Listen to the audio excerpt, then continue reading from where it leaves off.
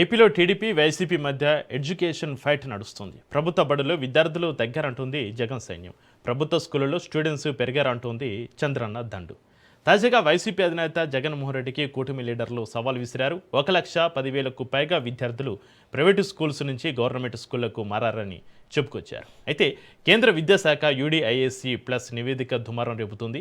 2023-24 నుంచి 2025-26 విద్యా సంవత్సరాల మధ్య స్పష్టమైన మార్పు కనిపిస్తోంది. ప్రభుత్వ పాఠశాలలో విద్యార్థుల నమోదు తగ్గగా ప్రైవేటు స్కూళ్లలో స్టూడెంట్స్ నమోదు పెరిగింది. దీంతో యూడీఐఏసీ ప్లస్ రిపోర్ట్ను ప్రస్తావిస్తున్నారు ఫ్యాన్ లీడర్లు.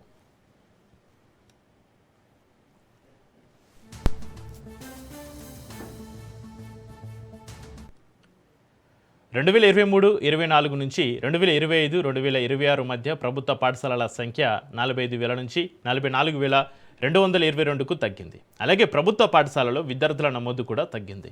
2023-24లో 40,50,116 మంది విద్యార్థులు ఉండగా 2025-2026 నాటికి ఆ సంఖ్య 34,93,450కి పడిపోయింది. అంటే 5,56,666 మంది విద్యార్థులు తగ్గారు.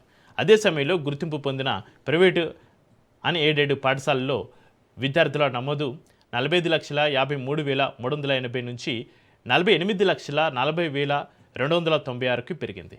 ఇక దాదాపు 2.87 లక్షల మంది విద్యార్థులు పెరిగారు.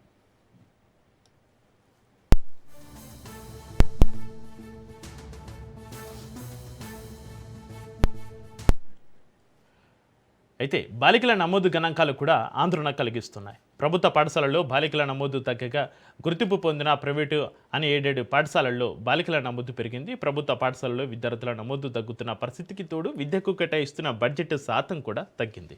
2026-27 రాష్ట్ర బడ్జెట్లో మొత్తం ప్రభుత్వ వ్యయంలో విద్యకు 11.7% కేటాయించారు. అది రాష్ట్రాలకు విద్యకు కేటాయించిన సగటు 14.5% కంటే తక్కువ.